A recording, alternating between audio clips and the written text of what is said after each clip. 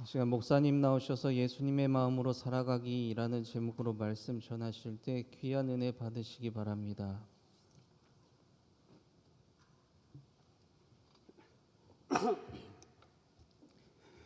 우리 엘피스 앙상블은 모르는 찬양을 연주할 때도 은혜롭고 이렇게 익숙한 찬양 연주할 때도 대단히 은혜롭습니다. 이렇게 매주마다 은혜롭게 연주하기는 참 어려운데 격려드립니다. 박수로 격려하겠습니다. 고맙습니다. 감사합니다. 잠시 기도하고 하나님 말씀 듣습니다. 은혜로우신 주님, 이 시간 말씀하여 주옵소서. 말씀 들을 때에 주의 영이 우리의 심령 속에서 약동하게 하여 주옵소서. 성령께서 비춰주시고 성령께서 감동해 주시고 성령께서 순종할 힘을 더하여 주옵소서. 예수님 이름으로 기도하옵나이다. 아멘. 오늘 2부 예배 나오신 모든 분들 하나님의 은혜 가득하기를 축복합니다. 기독교가 어떤 종교냐 한마디로 대답을 할 때 아마 여러 가지로 대답을 할 수 있을 것 같습니다. 어떤 분들은 기도하는 종교다, 맞습니다. 어떤 분들은 사랑의 종교다, 그것도 훌륭한 대답입니다. 그런데 저는 요즘 들어서 기독교는 배우는 종교다라고 그렇게 정의하고 싶습니다. 자, 저를 따라서 하세요. 기독교는 배우는 종교입니다. 그런 점에서 종교인지 아닌지 아니면 철학 체계인지 조금 아리송한 유교하고 비슷한 점이 있습니다. 유교를 대표하는 경전은 논어인데 동양 철학자 경희대 교수로 알고 있는데 전호근 선생이 논어를 세 글자로 요약할 수 있다 그렇게 이야기하면서 세 글자로 요약을 했는데 이렇게 요약을 했습니다. 불여학, 배우는 것 같은 것은 없다. 배우는 게 최고다. 여러분, 논어야 그야말로 공자님 말씀인데 그거를 배우는 게 최고다라고 그렇게 이야기를 했는데, 목사님 그러면 우리가 유교랑 비슷한 점이 있기는 합니다. 그런데 유교랑 조금 다른 점이 뭐냐 그러면, 자, 저를 따라서 하세요. 우리는 하나님의 마음을 배웁니다. 하나님의 마음. 하나님이 워낙 우리하고는 간격이 있는 것처럼 느껴지잖아요. 그래서 중간에 그 간격을 메꾸시기 위해서 예수님께서 오셨는데 예수님께서 이렇게 말씀하셨습니다. 나는 마음이 온유하고 겸손하다. 내 멍에를 메고 내게 뭐하라? 기도하라, 배우라. 배우라, 내게 배우라. 여러분, 예수님의 마음을 배우고 그 예수님의 마음 안에 담겨있는 하나님의 마음도 배워가는 것. 그래서 우리가 그 마음에 닿아서 그 마음을 가지고 살아가는 것. 그게 예수 믿는 도리라고 할 만합니다. 자, 저를 따라서 하세요. 예수님의 마음. 예수님께서 그야말로 하나님께 순종하셨습니다. 우리는 순종이 잘 안 되는데 우리가 순종이 안 되기 때문에 우리 대신 예수님께서 순종하셨고, 그리고 하나님께서 그 순종을 보시고 온 인류를 대속할 의를 예수님께 내어주셨습니다. 그리고 이제 우리는 예수님께 순종한다라는 그런 의미보다 예수님을 믿으면 예수님께서 믿는 우리에게 하나님으로부터 받으신 의를 우리에게 전가해 주십니다. 그러니까 우리는 예수님을 믿고 예수님은 우리를 의롭다고 인정해 주시고, 자, 저를 따라서 하세요. 우리는 예수님을 믿습니다. 예수님을 믿고 예수님께서 그 받으신 일을 우리에게 주시면 그 다음부터 의롭게 된 우리는 어떻게 사는 것인가, 사는 방법이 예수님의 마음을 배우면서 사는 겁니다. 자, 저를 따라서 하세요. 예수님의 마음을 배웁니다. 그런데 도대체 그 예수님의 마음이 뭔데? 아까 말씀드린 대로 마태복음 11장 예수님의 마음이 온유하고 겸손하다, 그 본문 가지고 말씀할 수도 있는데 저는 일부러 오늘 빌립보서의 말씀을 골랐습니다. 빌립보서는 사도 바울께서 로마 감옥에 있으면서 빌립보 교회 교우들에게 당신의 어떻게 보면 믿음의 요체, 그리고 어떻게 믿음 가진 사람들이 삶을 살아야 하는지 삶의 요체를 굉장히 짧은 언어로 기록해서 보낸 편지입니다. 그래서 더 간결하게 그리고 더 간단하게 되어 있습니다. 언제나 간단한 게 좋거든요. 그래서 제가 오늘 마음은 세 가지로, 그 마음의 결과는 어떤지 네 번째까지 여러분들에게 말씀을 드리려고 합니다. 방송실 1번 비춰줘 보세요. 자, 예수님의 마음이 어떤지 1번 같이 한번 읽어요. 자, 시작. 사랑의 마음. 2절 읽습니다. 2절 같이 읽어요. 자, 시작. 마음을 같이하여 같은 사랑을 가지고 뜻을 합하며 한 마음을 품어. 여러분, 이게 묘한 언어가 반복되어 있는 걸 눈치채셨어요? 마음을 같이하여 한 마음, 같은 사랑을 가지고 같은 사람, 한 마음, 뜻을 합하며 이것도 한 마음. 맨 마지막에 노골적이죠. 여러분 맨 마지막 밑에 부분만 읽어보세요. 자, 시작. 예, 사랑은 이 한 마음에서 드러나는 게 사랑이 두 마음 가지고는 사랑이 안 돼요. 그런데 여러분 우리가 어떻게 마음이 같이 하나가 될 수 있겠습니까? 옆에 있는 얼굴 한번 보세요. 나랑 닮았나 안 닮았나? 예, 여러분 저를 보세요. 제 같은 얼굴 가지고 저같이 말하는 사람을 보신 적이 없을 거예요. 저는 그냥 저 혼자예요.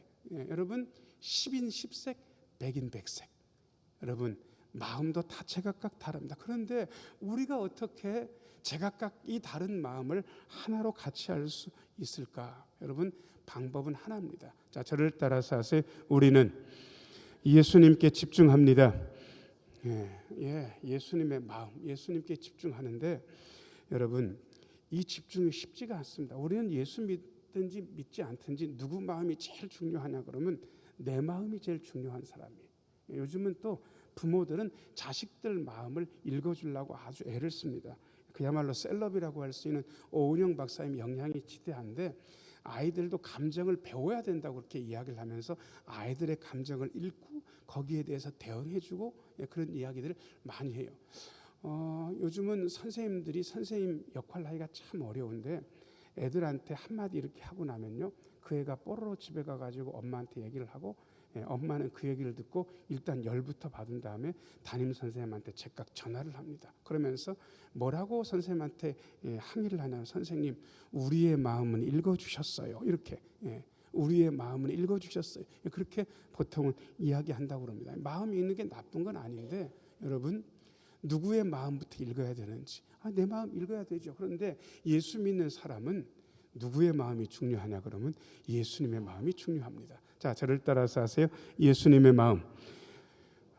그런데 신앙생활 하면서 저는 그저 자기 마음밖에 모르는 분들을 너무 많이 상대했습니다. 그리고 어떤 때는 저도요 다른 사람의 마음 별로 신경 안 쓰고 제 마음만 신경 쓰고 있는 제 자신을 발견할 때가 많이 있습니다. 그러다가 어느 지점에 딱 도달해서는 어느 순간에 예수님의 마음은 어떨까라는 희한하고 좋은 생각이 저에게 들기 시작했습니다.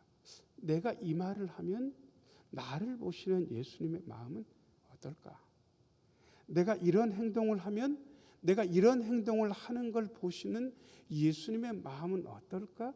예수님의 마음이 신경 쓰기 시작하면서 제가 좀 나아졌습니다. 여러분 내 마음 중요하죠.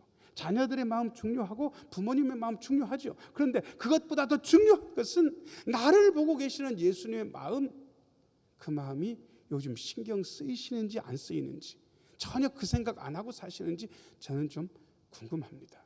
자, 저를 따라서 하세요. 언제나 예수님의 마음이 신경 쓰여야 됩니다. 그 예수님의 마음에 집중하기 시작하면 흩어졌던 마음들이 하나가 됩니다. 여러분 효자 효녀는 왜 효자 효녀인지 아세요? 그렇게 뭘 잘 해드려서 효자 효녀가 아니에요. 효자 효녀는 늘 부모님의 마음을 신경 쓰는 사람이 효자 효녀입니다. 내가 이 행동을 하면 우리 부모님이 어떠실까? 내가 부모님한테 이 이야기를 하면 우리 부모님 마음은 어떠실까? 그 마음이 신경 쓰이는 거예요. 그래서 효자 효녀가 되는 거예요. 예수 믿는 사람이 예수님의 마음을 신경 쓰지 않고 그것 생각한다는 게 자기 마음, 내 자식 마음, 내 부모 마음 그것만 신경 쓴다? 그건 아닌 것 같습니다. 적어도 우리가 예수를 믿는다면 나를 보고 계시는 예수님의 마음은 어떤지 그게 좀 신경 쓰여야 되지 않습니까? 그래야 마음이 하나 되지 않겠습니까? 자, 고개를 들고 예수님께 기도 한마디 하겠습니다. 예수님, 저를 보고 계시는 마음이 어떠세요? 가끔 물어보셔요. 예수님, 요즘도 저 보고 계시죠? 저를 보고 계시는 예수님 마음이 어떠세요? 하고 물어보는 거. 하나님, 저 보고 계시죠? 요즘 제 삶을 보고 계신 하나님 마음이 어떠세요? 이렇게 물어보는 거. 그 마음에 신경 쓰다 보면 마음이 하나 되고 그 하나 된 마음에서 사랑이 나오는 겁니다. 자, 저를 따라서 하세요. 사랑의 마음. 그 다음에 두 번째입니다. 어떤 마음인지 예수님의 마음. 이 두 번째 같이 읽어요. 시작. 겸손한 마음. 3절 말씀 읽겠습니다. 3절 같이 한번 읽겠습니다. 시작. 아무 일에든지 다툼이나 허영으로 하지 말고 오직 겸손한 마음으로 각각 자기보다 남을 낮게 여기고. 예, 겸손에 대해서 이야기하면서 다투지 말아라, 허영으로 하지 말아라, 그렇게 이야기합니다. 여러분, 성령께서 우리의 삶의 에너지를 계속해서 부어주고 계십니다. 그런데 그 에너지가 가끔은 우리의 마음그릇에 빵꾸가 나가지고, 죄송합니다, 말을 이렇게 저속하게 하는 걸 용서하세요. 빵꾸가 나가지고 그 성령께서 주신 에너지가 줄줄 새요.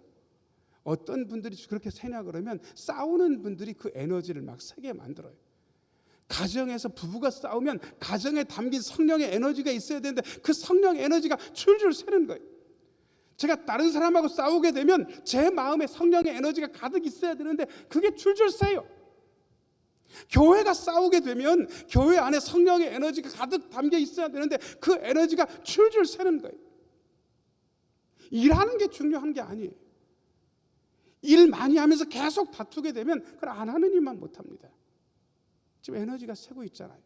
좋은 교회는 어떤 교회냐 그러면 별로 일하는 것 같지 않은데 교회 와서 좋은 거예요. 늘 하하호 그러면서 웃어요. 뭔가를 같이 하려고 애를 써요. 뭐 그렇게 잘하는 것 같지 않은데 에너지가 지금 있는 거예요. 왜? 새지 않으니까. 새지 않으니까. 가정에서도 이 성령의 에너지가 가득 있는 가정이 있고요. 부부지간에 싸우면 학원 보내고 좋은 거 먹이고 뭔가를 하려고 자꾸 애를 써도요, 이 에너지가 줄줄 셉니다. 그런데 그냥 부부가 화목하게 있으면 별걸 안 해도 애들이 문제가 없어. 그냥 부모 보면서 다 괜찮은 거예요. 여러분, 다투면 안 됩니다. 자, 옆에 있는 분 얼굴 보시고요. 우리 싸우지 맙시다. 다투지 맙시다. 다시 시작. 우리 싸우지 맙시다. 다투지 맙시다. 아니 뭐 다툴 수도 있기야 있지. 그런데 파괴적으로 싸우면 안 된다고요. 자, 그 다음에 그 3절 다시 한번 비춰줘 보세요. 두 번째 줄, 다툼이나 뭐로 하지 말고 허영, 허영, 거칠해. 여러분, 겉으로 보이는 거 굉장히 중요하게 여겨지잖아요. 우리는 보란 듯이 번듯하게 하는 거, 그리고 스펙도 굉장히 좋잖아요. 학업, 외모, 그다음에 뭐 이것저것 겉으로 보이는 거. 여러분, 저는 겉으로 보이는 거에 속아가지고 일생 자기 발등을 찍은 사람들을 몇이나 알고 있습니다. 여러분, 겉모습에 속으면 안 됩니다. 가게도 마찬가지입니다. 가게를 개업했는데 들어가 봤는데 세상에 테이블이 4인용 테이블이 딱 3개밖에 없는 분식점이에요. 그래서 개업 예배드리면 이거 쬐끄맣다, 별 볼 일 없다, 그렇게 생각했는데 여러분, 그게 아니에요.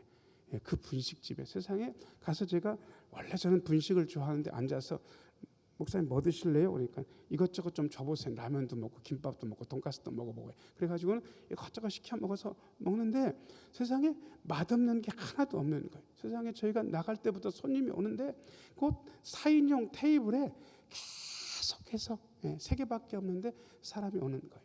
여러분, 이런 가게를 실속 있다 이렇게 이야기하는 겁니다. 그런데 어떤 집은 세상에 몇 명이나 앉을 수 있어요. 그러니까 150명은 너끈히 앉은데 어마어마한 식당이죠. 그런데 텅텅 비어 있어. 기껏해야 한 테이블 차 있는 거예요. 겉도 뜨문뜨문. 여러분, 어느 게 낫습니까? 삶도 마찬가지예요. 겉모습만 번지르르한 거, 그것은 사실은 좋지 않습니다. 그것보다 실속이 있어야 되는 거죠. 자, 그 다음에 다시 그 3절 비춰져 보세요. 세 번째 줄, 네 번째 줄 같이 한번 읽어요. 시작. 오직 겸손한 마음으로 각각 자기보다 남을 낮게 여기고. 여기서 낮게 여긴다라는 말은 이렇게 낮다는 뜻입니까? 높다는 뜻입니까? 이렇게 밑에 시옷 받침 있는 걸 잘 보시고 높다는 뜻이잖아요. 자, 그러면 어떤 분이 저한테 얘기를 해줬어요. 자, 그러면 당신 얘기를 들어보니까 어떤 건 맞는데 어떤 건 틀려. 그러니까 내가 당신 얘기한 것 중에서 이거는 내가 따를 건데 이거는 내가 안 따를 거야 라고 제가 생각을 하고 결정을 했다면, 저는 그 사람이 말한 것보다 내 생각을 낮게 여긴 겁니까? 높게 여긴 겁니까? 그죠? 근데 여러분 어떻게 사세요? 누가 무슨 얘기 해주면 그걸 여러분들이 판단하잖아요. 그건 내가 받아들일 만한데 이건 아닌 것 같은데 그건 내가 못 받아들이겠어. 여러분, 딱 그렇게 판단한 순간 저분의 말보다 내 생각이 낮습니까? 높습니까? 높아요. 그러면 겸손한 겁니까? 교만한 겁니까? 교만한 거예요. 우리는 대부분 그렇게 살아요. 그냥 판단해. 말도 판단하고 행동도 판단하고 그건 아닌 것 같은데 그냥 판단하는 거예요. 여러분 잘 보면요, 그분의 말이 아닌 것 같은 게 아니라 그분의 말이 맞습니다. 인정하기 싫을 뿐이지. 어떤 때는요, 나를 보는 내 눈이 정확합니까? 나를 보는 남의 눈이 정확합니까? 잘 모르세요? 한번 물어보세요. 저는 가끔 그런 기회가 있었어요.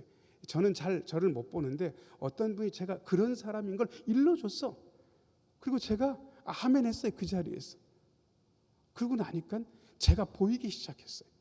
자기를 객관적으로 본다는 건 얼마나 좋은 일인가, 그러나 얼마나 어려운 일인가 그때 깨달았습니다. 여러분 쉽지 않습니다. 인정하고 한번 보세요. 그래, 나는 그런 뜻이 아니었는데 내가 말하는 행동을 그렇게 봤다고? 그럴 수도 있겠네.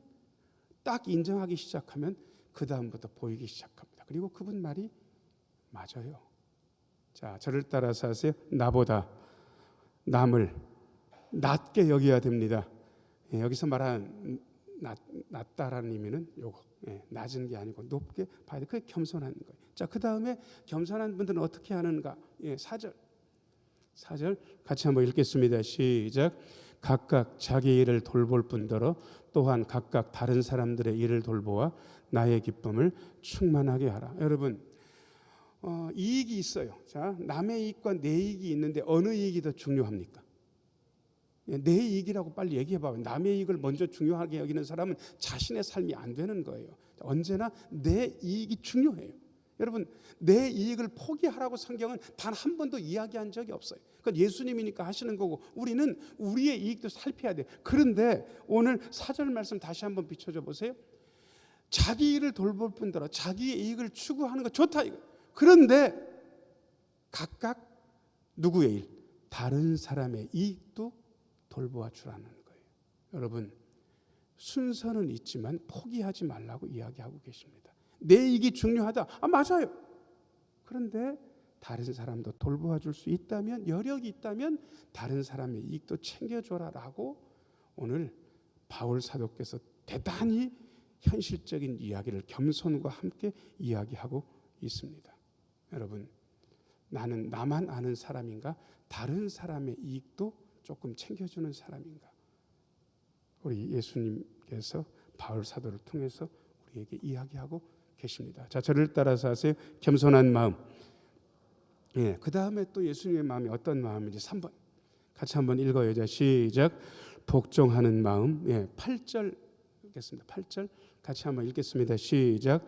사람의 모양으로 나타나사 자기를 낮추시고 죽기까지 복종하셨으니 곧 십자가에 죽으심이라. 여러분 성경은 순종과 복종에 대해서 이야기를 하는데 한계에 부딪힐 때가 굉장히 많습니다. 여러분 예수를 믿으면서 순종하기가 쉽습니까? 어렵습니까?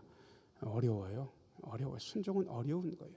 왜 어렵냐 그러면 그 순종한다는 건 내 이익을 포기한다, 내 유리한 걸 포기한다 이런 뜻이거든요. 그런데 이거를 포기하기가 어렵죠.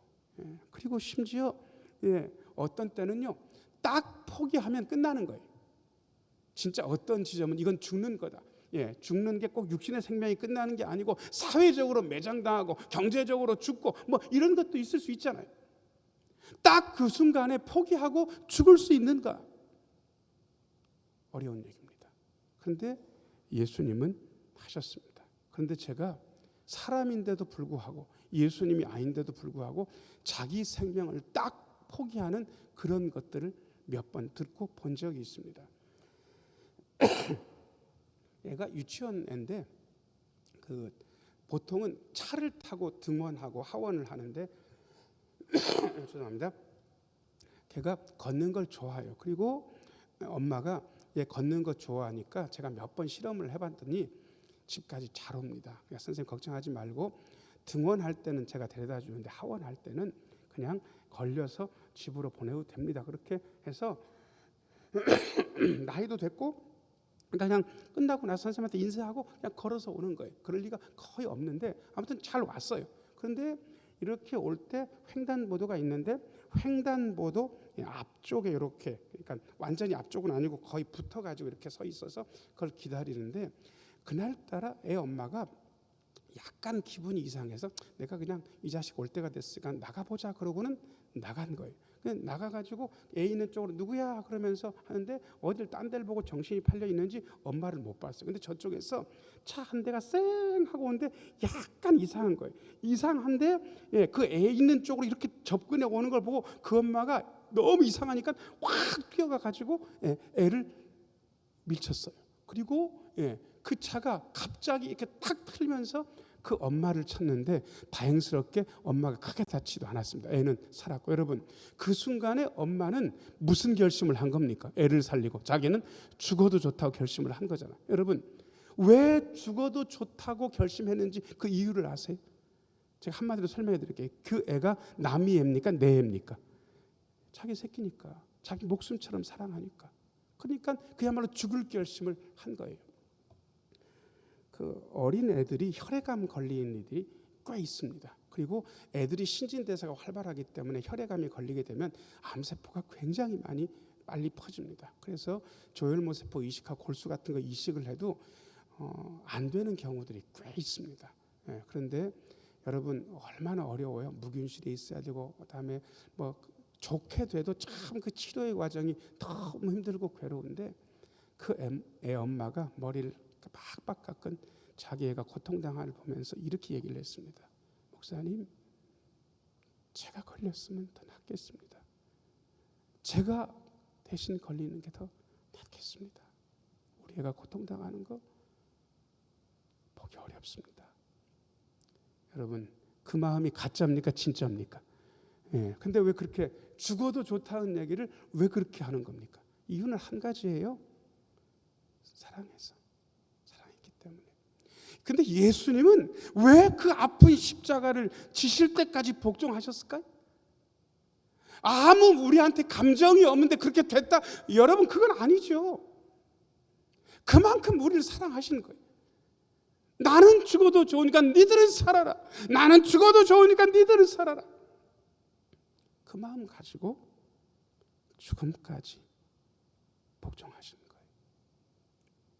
그 복종하는 마음 밑바닥에 사랑이 있어서 죽기까지 복종하실 수 있었습니다.